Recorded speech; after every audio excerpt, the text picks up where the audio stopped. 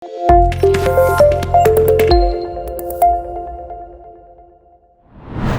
kawan sehat, selamat datang di podcast Kawan Sehat, Let's Be Healthy Together, persembahan dari Rumah Sakit Daerah Gunung Jati, Kota Cirebon. Dalam episode kali ini kita akan membahas terkait bagaimana kita melatih berpuasa pada anak. Di studio podcast kali ini kita telah hadir, ada Dr. Yuni Darti, spesialis gizi klinik. Selamat datang dokter. Pagi, Ya, halo kawan sehat. Kabarnya gimana dok? Sehat? Alhamdulillah sehat. Ya dok, di sini selamat datang ya dok ya di studio podcast Kawan Sehat. Selanjutnya lanjut mengenai topik ya dok ya. Topik awal di sini tentang melatih berpuasa pada anak. Okay. Mungkin karena kita kan bertepatan nih dok dengan bulan Ramadan ya dok ya, bulan Ramadan. Mungkin moms ya, bunda-bunda, walaupun berpuasa itu kan belum wajib ya dok ya untuk anak, tapi bagaimana sih dok umur ideal bagi anak bisa ikut berpuasa gitu dari sisi klinis gitu dok? Oke. Untuk pada anak biasanya kita mulai melatih anak-anak untuk belajar berpuasa setelah melewati masa golden period, jadi usia 0 sampai 5 tahun. Nah setelah itu kita boleh memulai untuk memberikan pelajaran berpuasa kepada anak. Tapi kadang-kadang juga ada yang memulai di usia 3 tahun atau kurang lebih 4 tahun, itu juga sudah bisa dimulai, tetapi memang di sini hanya untuk proses belajar saja mungkin ya Mbak. Jadi tidak menjadi sebuah kewajiban untuk anak gitu. Iya dok. Ini mungkin untuk para ibu-ibu juga yang ada di rumah gitu. Mungkin banyak juga beberapa orang tua ya dok ya, mungkin ingin segera mengajari anaknya biar berpuasa, tapi kita juga lupa gitu. Kita lupa bagaimana sih sebenarnya apa saja yang harus kita siapkan, yaitu dari asupan penting atau komposisi makanan si kecil untuk sahur dan berbuka. Okay. Itu gimana dok? Pertama yang harus kita ingat pada anak ini adalah bahwa anak bukan miniatur orang dewasa. Jadi pada anak kita ada proses yang namanya tumbuh dan berkembang. Nah di situ memang kalau usia tumbuh dan kembang ini dia akan, kalau pada anak laki-laki sampai usia 18 tahun, kalau pada anak perempuan itu sampai usia 20 tahun. Nah pada umur-umur yang awal untuk mengajarkan anak-anak berpuasa, kita harus mengikuti prinsip bahwa kebutuhan anak untuk tumbuh dan kembang ini harus tetap dipenuhi. Nah jadi untuk persiapan ibu-ibu untuk mengajari anaknya berpuasa, pertama harus memenuhi syarat kaidah kebutuhan gizinya. Jadi baik kebutuhan gizi makro berupa protein, kemudian karbohidrat, kemudian lemak, kemudian cairan, vitamin dan mineral. Jadi kelima unsur itu harus tetap terpenuhi, dan jangan kita lupakan bahwa anak tidak memiliki simpanan energi. Jadi biasanya setelah maksimal dari 6 jam itu dia harus diganti untuk prosesnya.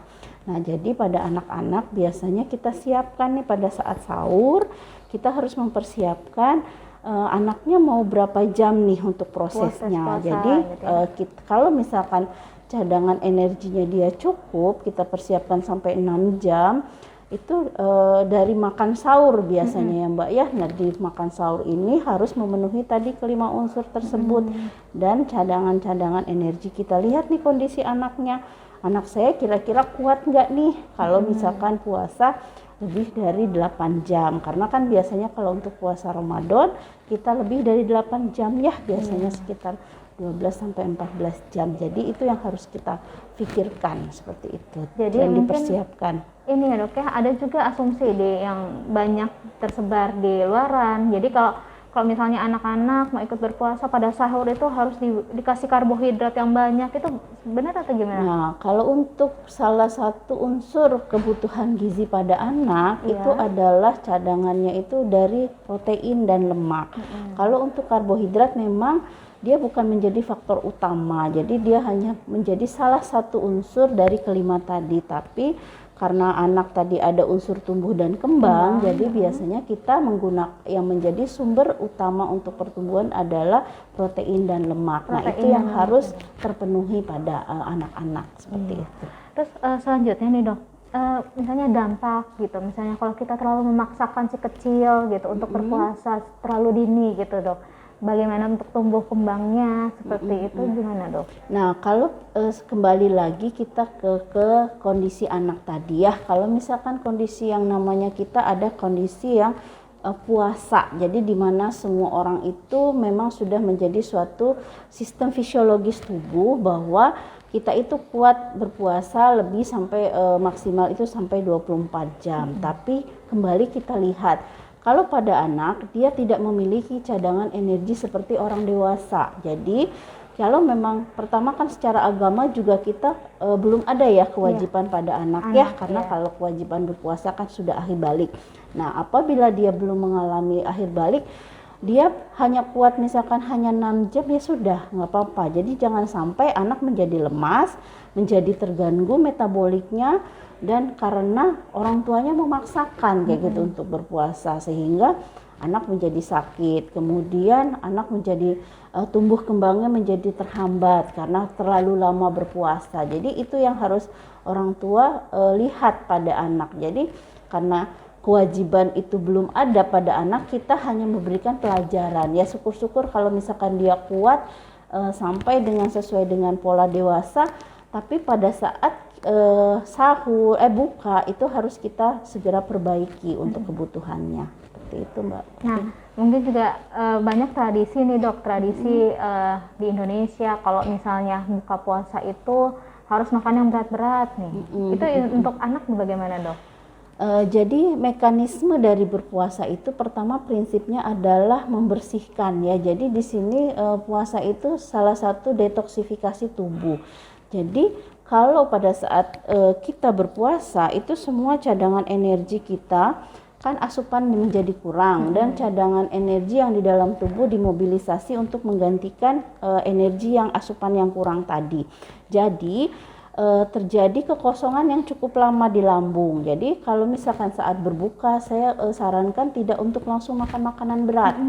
Nah, jadi sebaiknya pada saat berbuka kita memberikan misalkan makanan yang tinggi gula pada anak. Jadi misalkan air sirup atau minuman yang manis kurma, ya, kurma kayak gitu. Terus buah-buahan di mana pencernaannya dikenalkan kembali lah ya, istilahnya diberikan dulu makanan yang ringan.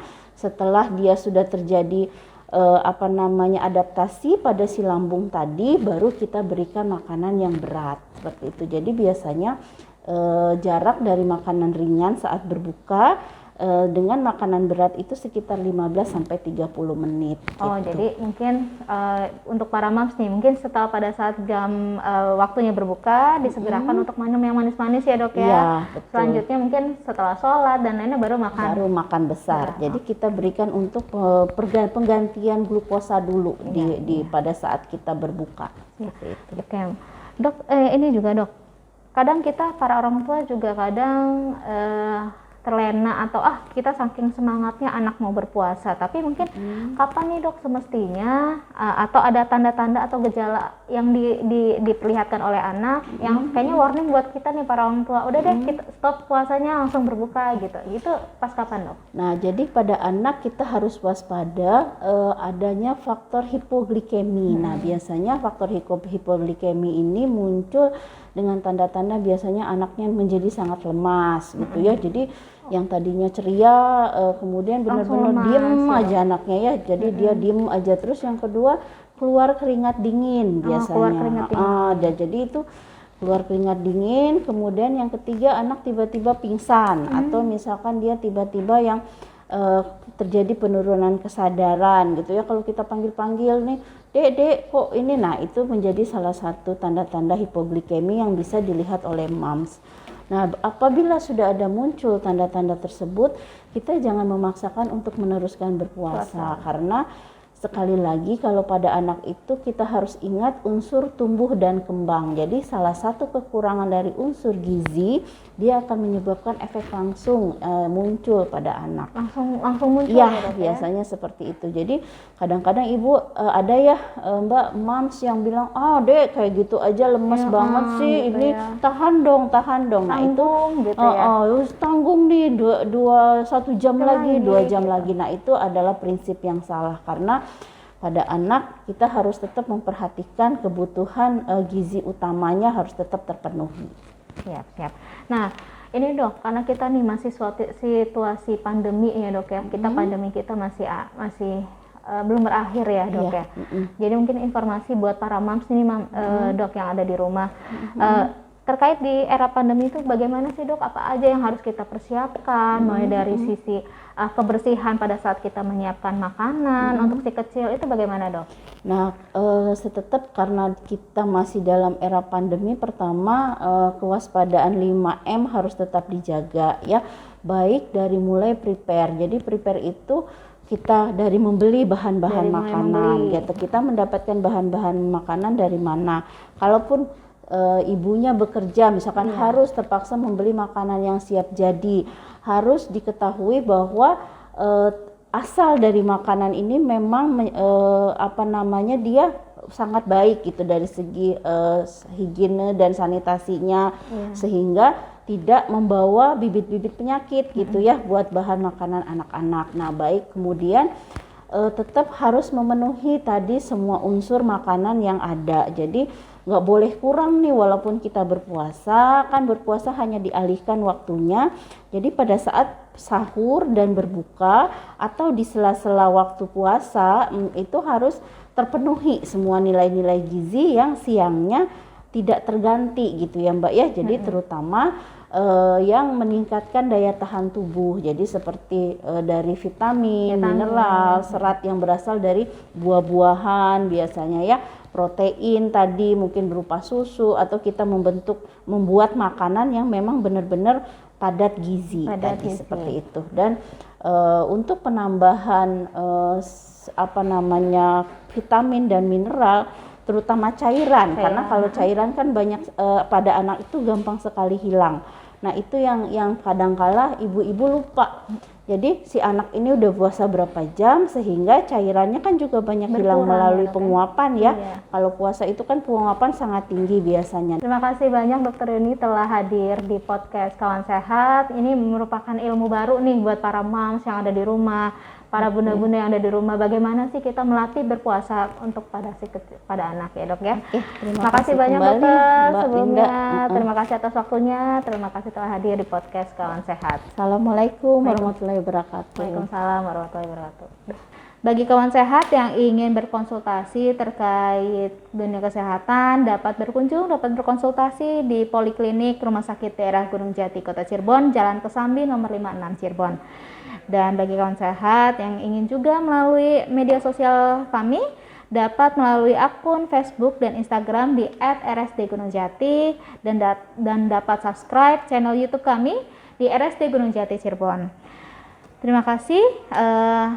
Episode kali ini membahas tentang bagaimana melatih berpuasa pada anak, dan juga bagi kawan sehat yang ada di rumah, jangan takut untuk berkonsultasi ke Rumah Sakit Daerah Gunung Jati Kota Cirebon karena kita telah melaksanakan protokol 5M, screening ketat pengunjung, pembatasan pengunjung, pemisahan pelayanan zona COVID dan non-COVID, serta kita telah melaksanakan vaksinasi pegawai. Dan kawan sehat, sampai bertemu di episode berikutnya. Saya Linda mohon pamit. Let's be healthy together. Salam sehat dari Rumah Sakit Daerah Gunung Jati Kota Cirebon.